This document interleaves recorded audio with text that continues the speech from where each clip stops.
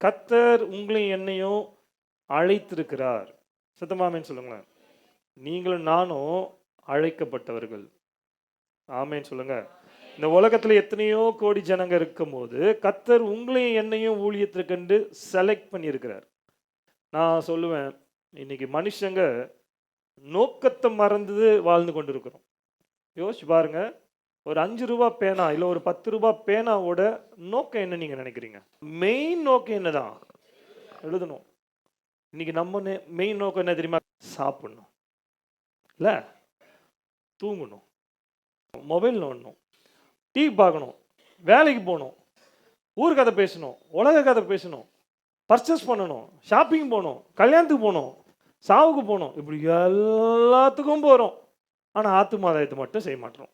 நீங்கள் சம்பாதிங்க, நல்லா சம்பாதிங்க, நல்லா வேலை செய்யுங்க, நல்லா தூங்குங்க, வேலைக்கு போங்க, பர்ச்சேஸ் பண்ணுங்க, ஷாப்பிங் போங்க, புது ட்ரெஸ் எடுங்க, வீடு வாங்க, கார் வாங்க, நகை வாங்க, எல்லாம் பண்ணுங்க, சந்தோஷம். ரொம்ப கர்த்தர் நம்மள அப்படி இருக்கணும் தான் நினைக்கிறார். ஆனால் எல்லாத்த காட்டிலும் முக்கியமான ஒரு காரியம் இருக்குது. இயேசுவோட அன்பை மற்றவங்களுக்கு நீங்களும் நானும் சொல்லணும். நீங்க எப்படி ரட்சிக்கப்பட்டீங்களோ, ஒரு நபரால நீங்க சொல்லப்பட்டு நீங்க ஆண்டவரை ஏத்துக்கிட்டு சபைக்குள்ள வந்தீங்களோ, அது போல மற்றவங்களும் சபைக்குள்ள வரணும்.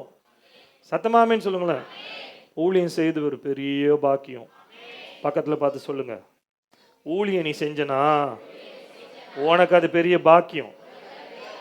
நீ அதை பெற்றுக்கொண்டனா வேற எதுவும் தேவையில்லை. வசனமே சொல்லுதில்ல, முதலாவது தேவனுடைய ராஜ்யத்தையும் தேவனுடைய ராஜ்யத்தை நம்ம மட்டும் தேடினா போதாது, மற்றவங்களையும் தேட வைக்கணும். நீதியை நம்ம மட்டும் அறிந்து கொண்டா போதாது, மற்றவங்களுக்கும் சொல்லணும். சதமாமேன்னு சொல்லுங்களேன். கர்த்தர் ஒரு பெரிய நோக்கம் வச்சிருக்காரு உங்களை கொண்டு, என்ன கொண்டு.